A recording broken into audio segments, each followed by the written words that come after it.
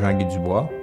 Je suis un natif de Bécancour. C'est du vieux Bécancour, à l'origine même de ce qui est devenu la ville.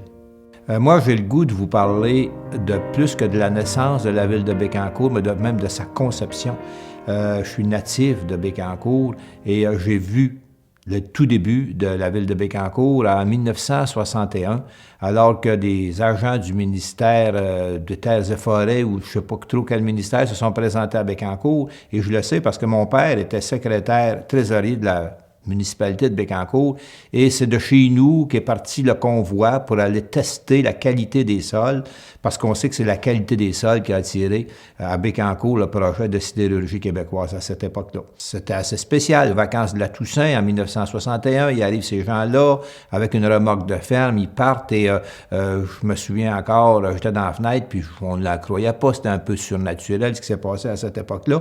Puis après ça, un an ou deux plus tard, il y a des gens qui sont revenus, et je me souviens encore, M. Louis-Henri Paquette, Jules-Henri Paquette, je m'excuse, qui s'est présenté chez nous et qui était, lui, délégué par le gouvernement du Québec, Trust général du Canada, pour venir prendre possession des terres qui avaient été identifiées comme devant devenir le site de la sidérurgie québécoise. Alors, avec M. Paquette, ça s'est tout passé dans la maison chez nous. J'ai conservé précieusement les cartes qu'il y avait à cette époque-là.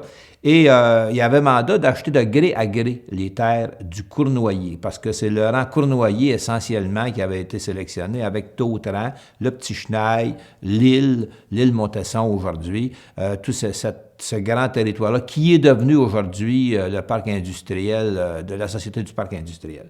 Et à cette époque-là, le prix était fixé d'avance, 200 $ l'arpent. Dans ce temps-là, on parlait d'arpent, ce qui donnait un arpent carré un petit peu moins qu'un acre aujourd'hui. Alors, à l'époque, 200 $ l'acre, c'était beaucoup d'argent.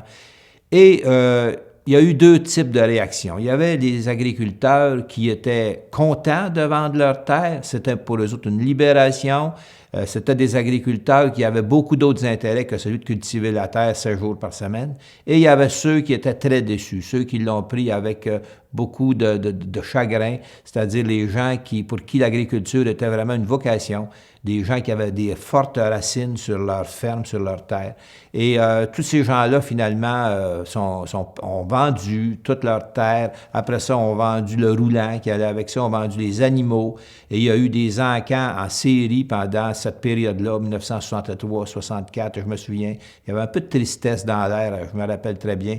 Et ces gens-là sont tous partis, chacun avec son petit bonheur, un petit peu partout aux alentours, dans les municipalités environnantes. Aujourd'hui, je me dis que, physiquement, il n'y a pas grand-chose qui a changé. Outre le parc industriel où les terres n'existent plus, les maisons ont disparu. Le rang Cournoyer, c'est un des beaux rangs du Québec, je pense. Il n'y a rien qui a changé. Outre le parc industriel, on a encore nos 6 secteurs avec leur vie communautaire très forte. Mais psychosociologiquement, je pense que tout a changé.